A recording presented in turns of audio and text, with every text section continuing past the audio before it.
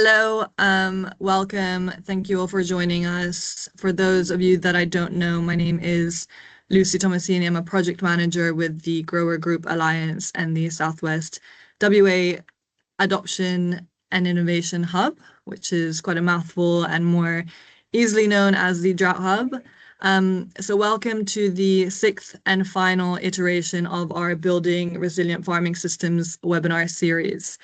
So this webinar today is brought to you by GGA and the Drought Hub. Feel free to leave your camera on or off, but if you could please mute yourself, that would be great. So as a very, very quick introduction before we get into the presentations, the Grower Group Alliance is a not-for-profit organization which was established in 2002 to build the capacity of grower groups and to strengthen connections between Western Australian grower groups, researchers, funding bodies, and industry.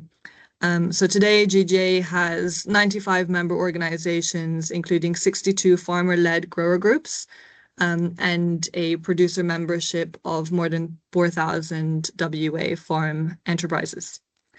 The Drought Hub is a major GGA-led project. It's been around since 2021, and it's part of 8 hubs funded nationally through the Australian Government's Future Drought Fund. The Drought Hub leverages the power of GGA and the hub and spoke model to promote ground-up innovation and to help farmers enhance resilience to an increasingly warmer and drier and variable climate in the Southwest WA region. We very much at GGA and the Drought Hub focus on collaboration in the agricultural ecosystem. We bring together researchers, industry, agribusiness, farmers, government, and so forth to make sure that agricultural research is really grounded in a real-world farming context and is impactful and accessible. So without further ado, today we'll be highlighting insights from 2 Grower Group Alliance-led projects, which are exploring methane emissions from farm dams in WA and also nationally, and the broader opportunities to improve water quality, biodiversity, and on-farm climate resilience. So these 2 projects, one of which is a UWA-led pilot project, which was delivered through the Drought Hub and funded through the Future Drought Fund, was one of the first in WA to directly measure methane emissions from farm dams in the field. The other project is the Ripple Effect, which is a national grower-led project, which is funded through the Australian Government's Natural Heritage Trust Climate Smart Agriculture Programme. And this project aims to improve on-farm water security, biodiversity, and climate resilience, with dams very much as a central focus. So very much focused on collaboration to make sure that this knowledge and expertise is accessible to farmers and to land managers. So without further ado, our presenters today are Martino Malerba from RMIT. He's a senior lecturer, and we've also got Bonnie Stutzel, who's a research scientist at DPERD. Before we get started, feel free to keep your cameras on or off, but please keep your mics off. We will be recording this presentation, and it will be available for those who weren't able to attend or those who want to watch it afterwards. We'll make it available on our website next week. Also, there will be a Q&A session at the end of Martino and Bonnie's presentations. So you'll see at the top, there's a little Q&A tab. If you have any questions, please pop them in there, or you can put your hand up at the end and ask them yourselves. All right, thank you very much. And I'll pass over to Martino. Thank you, Lucy. Hello, everyone. I trust you can all see the screen. I'm gonna take control of the slides. And here we go. So, hello everyone. Today I'm going to present about managing farm dams for carbon and biodiversity benefits. So before I start, I want to acknowledge the traditional owners of the land where I work, the Wiwurrung and Boonwurrung language groups of the Eastern Kulin Nations. On was unceded land we conduct the business of RMIT University. And I respectfully acknowledge their ancestors, elders, past, present, and emerging. So I work at RMIT University in the Center for Nature Positive Solutions, and we pride ourselves of doing research that is applied, that serves the community. And in my case, my expertise is sustainable farming. And today I'm going to talk about something called teal carbon.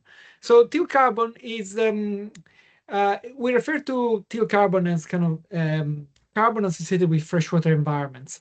These can be natural environments like natural wetlands, like the one you see here, rivers or lakes, but also artificial environments such as farm dams or reservoirs or even wastewater treatment plants.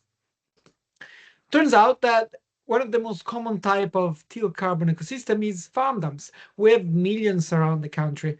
And in fact, we estimated a few years ago that we have across Australia around 1.76 million farm dams. And together they cover an area of 5,000 square kilometers. That's like the size of a small European nation. And they hold 20 times more 20 times more water than Sydney Harbour. So these are quite impressive statistics, and they kind of goes to show that managing farm dams for farm productivity as well as co-benefits that could be environmental or ecological, it can go a long way. So the video I'm showing here looks like I found them in a rainy day, except the day that I took this video, it was perfectly clear sky. It was summer. In fact, it was in the middle of summer, and it was bloody hot. What you're seeing here, they're not raindrops. In fact, they are bubbles coming from the sediments. Okay, it's not going. There we go. Yeah, you see. So these bubbles that are emerging from the sediments are nearly 100% methane. And now methane emerging from freshwater systems is a totally natural process. Any freshwater system will have some degree of methane emissions, and that is a result of decomposition of organic carbon. However, when we go to measure these methane emissions from farm dams, we found that they punch above their weight, meaning that they release 3 to 4 times the amount of methane to comparable systems, such as freshwater wetlands. But of course, when it comes to farm dams, well, it's really hard to generalize because farm dams, as you know, they come in all shapes and forms. So in this very simplified gradient, you find on the left, like the green farm dams, those that have some degree of enhancement where you have fencing to protect vegetation, native plants, and so on. And on the other side, instead, you have like those farm dams that don't have any enhancement management. So like no management intervention to promote vegetation or any type of biodiversity promotion. And so, of course, the way that these two types of farm dams act is very different. So we started to find out the effect of management on greenhouse gases. We partner up with the Australian National University. They have a group of sustainable farms, and we went across the landscape in Southeast Australia, covering Victoria and New South Wales. And each of these dots was a property. For each of the property, we selected 2 different types of farm dams. One that was called unmanaged or controlled or unenhanced or whatever, baseline, whatever you want to call it. And the other type was instead they managed or enhanced or fenced. And we wanted to compare on average what are the effects of improving the condition of your farm dam. So the first thing we looked at was water quality. We found that on average, fenced farm dams lead to have 32% reduction in nitrogen. We also found 39% reduction in phosphorus. So overall, there is less nutrient buildup in a farm dam when it comes to when you establish fencing. We also found a higher concentration of dissolved oxygen, around 22% more. And the most striking result was a 56% reduction in the total amount of methane emissions from a farm dam. So this is how we interpreted these results. So if you exclude livestock from accessing a dam, either completely or limited exclusion through, for example, having a gate and a hardened access point, what happens is you're indirectly promoting vegetation inside the fence. And this vegetation is acting as a biofilter.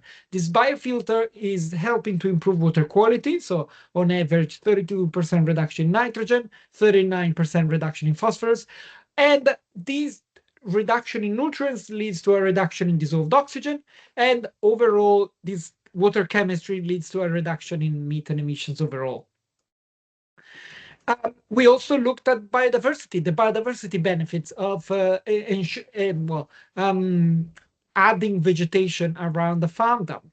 And so in this case, again, similar, we selected different properties, and for each property, we selected some farm dams that were fenced with vegetation, like the one here in this graph, and other farm dams nearby, where instead there was no vegetation, no fencing.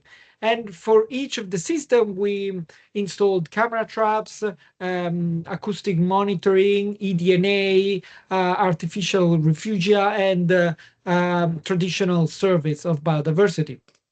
What we found is we looked at all of the different classes of biodiversity.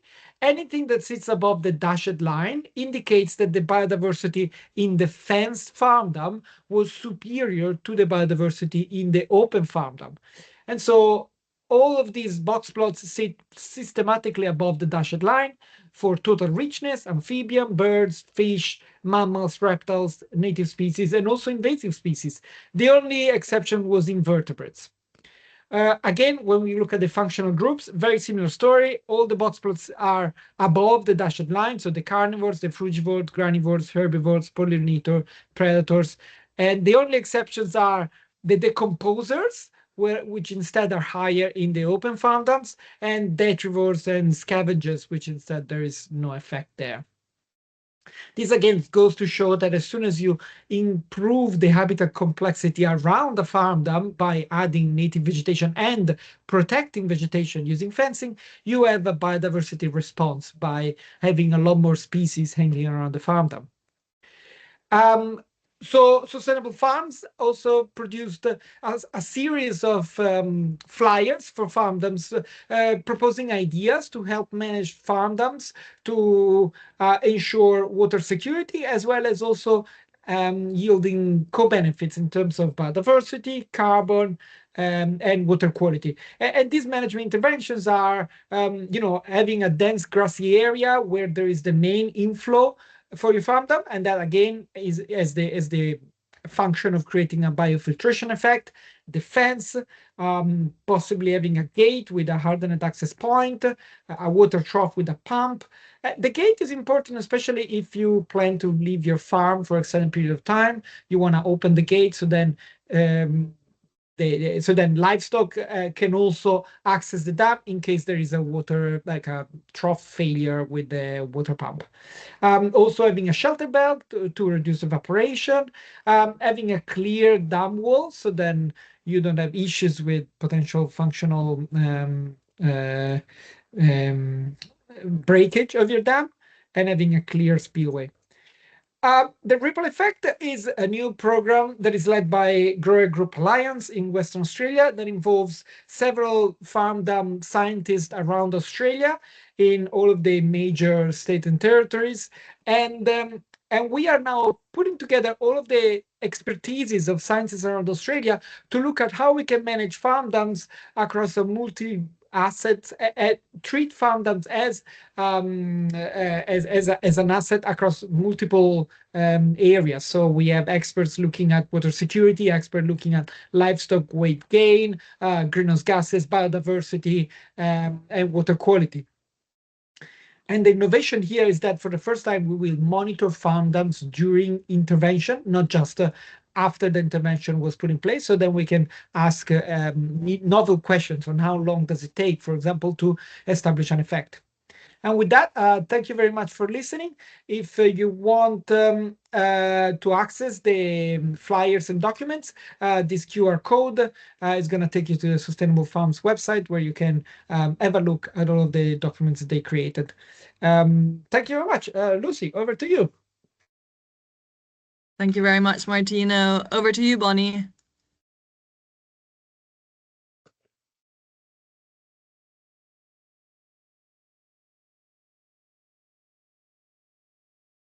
All right, now, is that good? All good. Hi, everyone. My name's Bonnie. I'm currently a research scientist for the Department of Primary Industries based in Bunbury in Western Australia. But this work that I'm talking about today, should move across to my slides, not moving across. I've gone back to the start in the slides, Alicia. You have it, or I'll just go through. Anyway, I'll just introduce myself and go through the slides at the same time. The work I'm going to be talking about today is part of some work I did while I was at the University of Western Australia, working on the Water Smart Dams project. And so it really came out of all the, is that the current slide now? Can you? Yeah, cool. It really came out of all the work that Martino was talking about. In fact, you can see his lovely face on this slide here. And so as part of the Water Smart Dams project, we're doing lots of field days and getting lots of questions of all sorts of things popping up. And some of the work in the eastern states was getting a bit of media traction. And I had a couple of growers over here be like, well, what does this mean for Western Australia? So then I went to have a look and I couldn't find any studies done in Western Australia. So it was a very small pilot project to leverage some of the water security things we're doing because like Martino said, there's about 200,000 farm dams in Western Australia, and that project was really looked at getting more water into dams and also improving the water quality in them because water quality is super important for other angles that we looked at, which are including improving your spray program and your herbicide efficacy and livestock for safe access to the dam, welfare and production gains. So what I did funded through the Future Drought Fund project that Lucy mentioned was just begin the puzzle of how we might go about measuring it in WA. And to do that and what it might look like. So I think Martino's research showed something like, this is always a question I have, well, how much of the methane from farm dams is the whole picture of the whole farm and carbon, like the carbon budget for the whole farm, how important is it? And I can maybe be corrected in the Q&A later, but as far as I understand from the eastern states, it's about 5 to 10% of the overall budget. But what does that look like in Western Australia? So, see if this moves. So what did we do? We leveraged some of the sites that we already had established as part of the other projects because we needed access to lots of different sensors, including the weather sensors and other things. And we picked two sites, one that was sort of representative of what Martina was talking about before, which was those vegetated farm dams, which you can see in the top, and then one that's a lot more typical to the Western Australian production environment, which was this dam on the bottom, sat at the bottom of a sand plains seep, had lots of sheep accessing the dam. And just before we started, the year before we started monitoring, there was one of those big summer rainfall events and it washed a whole heap of nutrients into the dam. So that's what you can see there. So we sort of thought we're only going to be able to study 2 dams, but we'd have either end of the puzzle. What did we do and how did we study it? So we used a bunch of the existing weather stations, water level monitoring and all the things that are there, but to try and start to unpack the methane and emissions puzzle, we did 2 things. We borrowed some of the Pondy sensors, which Martino's group runs, and so they're a floating emissions sensor. They've got a better bucket than that now. They're very stable. They sit on top of the dam and they measure, in the case of the ones we had, they were the early prototypes, so it was measuring CO2 and methane, but I believe now they measure CO2, methane, and also nitrous oxide off the top of the dam. And we're also interested in, because I'll touch on it in a second, but we wanted to look at if you could do some early modelling of the field data to expand out and try and understand it a bit further. So we measured what you can see the 2 girls are doing there is called the headspace method. And that was all about looking at methane methods, dissolved methane in the water. So essentially dissolved methane in the water and then what was coming off the top of the dam. And I just shout out to the grower groups that were involved in the project too, because that was that allowed us to be able to put the pondies out and pull them back in and operate. And then But like any good pilot project, we only had 1 year because it was a pilot, and we also picked one of the most challenging years for Western Australian growers. The water levels were very low, and it kind of hints at all the things that we were talking about in terms of water quality being challenging in dry years. So when you have water security, like low water levels, you don't have the extra water to dilute things, and so all the issues around water quality become more challenging. As you can see in the picture there, we put an oxygen logger at the bottom and the top of the dam, and even with copper plating and all sorts of anti-fouling things, just due to the conditions in the dam, because they become like a soupy pond, we got a lot of fouling on the loggers at the top. And then you can see where the pond is floating in that dam, it's quite green, so there's probably an algal bloom, or there definitely was some sort of algal event going on in that dam as well. So I guess I'm just showing you those photos to show that it did limit some of the conclusions we could draw from the research, because it's pretty hard when you've got fouling like that on sensors to come up with some precise results. But what did we find? Interestingly, we found that the dissolved methane concentrations in the water, so the things what was dissolved in the water, was higher at the vegetative dam compared to the sandplain dam. But then in the reverse, the Pondy measured emissions were higher at the sandplain, like the livestock dam, and lower at the vegetated. And so that was an interesting finding. And then the other thing that we found probably was that at least at all the times that the dams were sampled, the dams were acting as methane sources because the level in the dam was higher than the ambient. I think one of the key things, just see if I can go across. I'll come back to our findings in a second. I'll just touch on the other aspect that we did in the project as well. But I guess one of the key things just for us to keep saying is that those low years where there's water quality problems, it really showed that it's essential to be monitoring your water regularly, both for livestock and for just knowing what's going on in the dam. Right. So the other aspect to what we did was we also thought if we weren't able to cover a whole heap of dams because it was just a pilot project, maybe we'd also start to look at some modelling. So at the same time, Camilla, who's pictured here, is doing a PhD on emissions modelling in lakes. And she had a go at trying to use the field data we collected to try and calibrate a model for farm dams, because then the idea being that you can spread your understanding from more than 2 dams as you get more data and measurements to be able to model broader range of dam environments. The issues we had with the modelling worked really well, and there's some areas that it was really strong. The limitations we had was just we probably needed to do some more frequent nutrient sampling. And then because of how heavily those oxygen sensors fouled, we were only able to use about the week or 2 prior to going out to the site when we knew they were clean to work with the modelling. So that presented some challenges. But as a pilot, we did show that the modelling's got a lot of potential. And Camilla's now finished a PhD and working on that model in larger lake environments. And I'm sure there's lots of potential in future projects for it to be investigated in farm dams.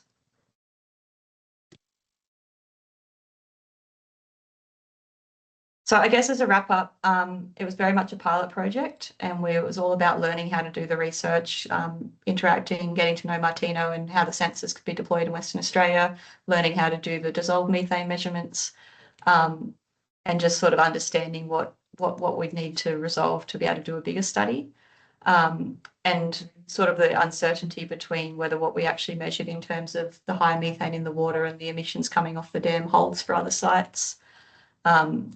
And one of the things I think we've understood before we went into the project is that all the research in the eastern states and overseas shows that there's large spatial variability in emissions across dams in time. So even within the one dam, like methane's higher in summer because the water temperatures are, the water levels are lower and the water temperatures are higher, and also across dams. So if you had 100 dams, none of them, like Martina was saying before, none of them quite look the same or operate the same. And so there's just there's a lot of spatial variability in emissions. And so for us to understand what that looks like in Western Australia would require us to study a lot more dams. And there's some projects doing that at the moment with the Pondy sensors. But yeah, it would be really nice to understand for Western Australian production environment, whether like how much methane from farm dams or carbon dioxide or nitrous oxide are part of the puzzle. And I guess probably the main driver for doing the research was all the things around and understanding water quality within farm dams, because we'd done the research showing that herbicide efficacy and spray programs are impacted when there's dry years.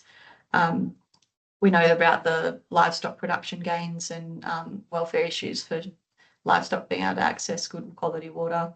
But what does this next part of the puzzle look like in terms of, is there a co-benefit for, if you're doing all the good things to improve water quality, are you getting a gain in terms of carbon emissions or future biodiversity and carbon markets and those sorts of things as they start to come online? So that was a bit of all over the place description of the project, but that's kind of what we got up to, and I'd welcome any questions. Thanks, Bonnie. That was great. Thank you both, Martino and Bonnie. That was super, super insightful. There's obviously a lot of interest in this space, so it's very pertinent and important that we all bring this expertise and research together and share it. All right, we're going to move into the Q&A part of the webinar. To start us off, I'm curious to know if there's been any recent advancements in monitoring technology specifically that could allow us to, scale up and do more in the field.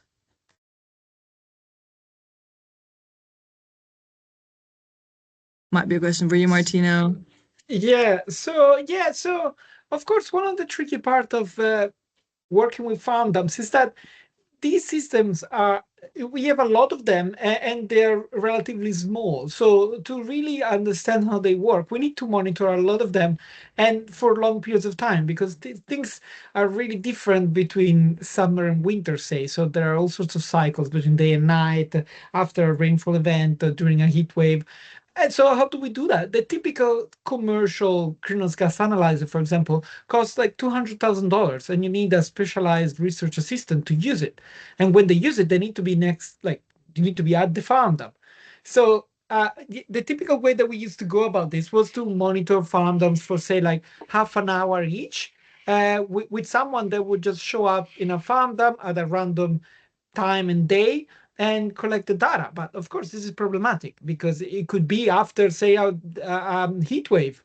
And so how do we make sense of the data? So that's why, as part of my research, we worked with an engineering company to develop some tailor-made sensors that are designed to be for field conditions. We put them out in a farm dam. They have a solar panel, and they can talk to the server and let us know in real time what's happening at the farm dam.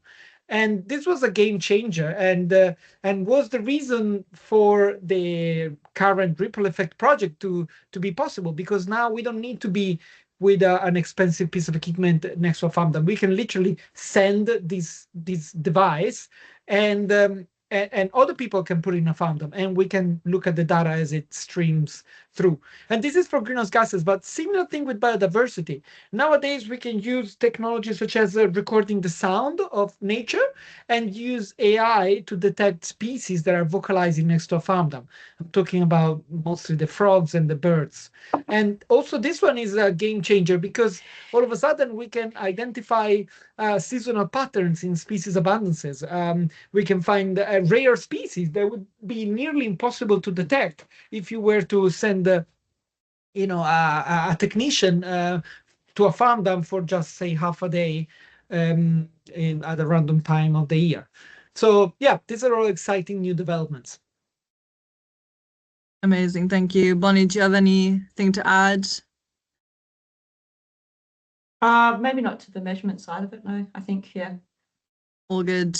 Just as a reminder, the Q&A tab is at the top, so if you have any questions, pop them in. Bonnie, question for you. Curious to know what this means for WA and, what next steps, how you see the next steps. Thanks, Lucy. I think like a very scientist answer from me, but 2 farm dams in a pilot project is probably not enough to say much about WA, but it has allowed us to start the collaborations, the networks, and the monitoring protocols that we need to do more research. So I think what we need in Western Australia is, especially knowing how spatially variable things can be, is a study of a lot more farm dams. And so some of that started through the Ripple project, and I know even around about Bunbury with Southwest NRM, they've also got some projects with some of Martino's Pondy sensors out. So yeah, I think more sites to understand what it means for us. And then I guess in terms of management actions and what does it mean on farm and what can you do, anything that's probably good for water quality from all the research that's been going on, we know is going to be good for reducing methane emissions, because anything that reduces your nutrient levels, your sheep poo in the dam and all those sorts of things. And so those things would be things like sediment traps at your dam, which has been, recommended by DPIRD for a long time. Anything to do with getting as much water in the dam as you possibly can. So the more water you've got in the dam, the better your water quality is going to be. And I'd probably directed all the work out of some of the other water security projects like Water Smart Farms and Water Smart Dams to understand some of the water security parts of the puzzle. Great, thank you, Bonnie. Janelle has a question. Is Camilla's thesis available to read? I'd have to check with Camilla. I can follow up with her with where that's at and then send you a link if it is. Yep. Bonnie and Martino's details will be available on the website as well through the QR code at the end if you want to reach out to them to ask them any more questions. Dimity has a question. Could remote sensing be leveraged to build a relationship between dam depth and temperature to gas emissions? You might want to answer that, Martino. Yeah. So a relationship between the water temperature and gas emissions, right? That's the question, right? Yeah. Yep. Yeah, Dimity, do you want to clarify, or has that covered it? Not sure if. Yeah. Well, no, that's yeah. Go for it. Sorry.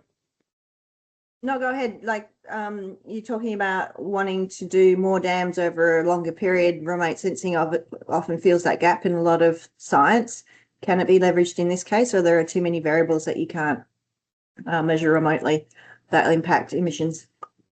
Yeah. So okay. So I guess lots to cover. So in terms of there. Of course, there are lots of variables that interact to influence greenhouse gas emissions. Many of them you would be able to find using remote sensing. However, often we find that farm dams are quite on the small side for remote sensing, which means that in order for you to use enough resolution, you need to go into the commercial repositories, because the open access ones, the Sentinel and Landsat, are like 10 meters or 30 meters resolution. They are generally not enough to capture the complexity around the farm dam. So there is that limitation. And also, even if you do use commercial repositories for remote sensing, there is a lot of information that you wouldn't be able to capture using remote sensing. Some of it you would be able to use like BOM, for example, Bureau of Meteorology, for the temperature, humidity, and rainfall. So they help. Others instead is more about the composition of the sediments, and they are much harder to get. You almost need to be in the field. Now, there are two things going on at the same time. So for every relationship, you need to have data so that you can capture the effects. And you almost need to do experiments where you isolate one variable at a time to understand how each influences the mechanism of interest. Sometimes there are even interactions, so it gets complicated quite quickly.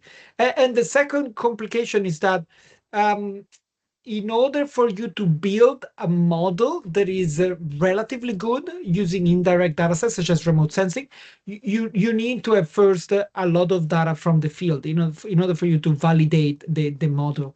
And the model is only going to be correlational, so you're not going to be able to capture the mechanisms. But I mean, sometimes that's enough. And anyway, this is what we're working on, but it just requires a lot of data. Great, thank you, Martino. Another one for you about the ripple effect. How is the Bondi data looking around the country from Cassie? Yeah, so it's looking good. So we have some. So the way that we collect the data involves first doing baseline, then going through intervention where they build the farm, and then monitoring after that. So for many of the sites, it's still too early to tell.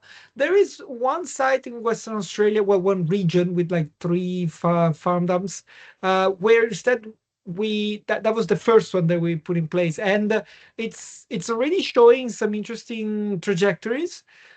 So we do find a divergence, especially in methane. The nitrous oxide one is something I didn't talk about here, but we're also monitoring this other second powerful greenhouse gas, and we're also seeing a benefit in nitrous oxide. Great, thank you very much. Right, last question from Aram. Is there a published description about this device for methane? I assume the Bondi. What sensors are used, data loggers, etc.? Feel free to clarify if you need. Yes, so there is a peer review scientific articles where we published all the informations. I don't know if I can put it in the Q&A. I don't know, what's the best way to share? I think if I can share it in an email that we can forward on afterwards. Yeah, just to clarify, the device that I was talking about, it's a logger that we created, but the logger uses commercial sensors. So it's not that we developed the sensor that measures methane. We just got the part of the methane sensors, nitrous oxide sensors, CO2 sensors from commercial repositories. And by buying the part that is relatively cheap, between $50 to $300 each, and then we put it together into our own piece of technology.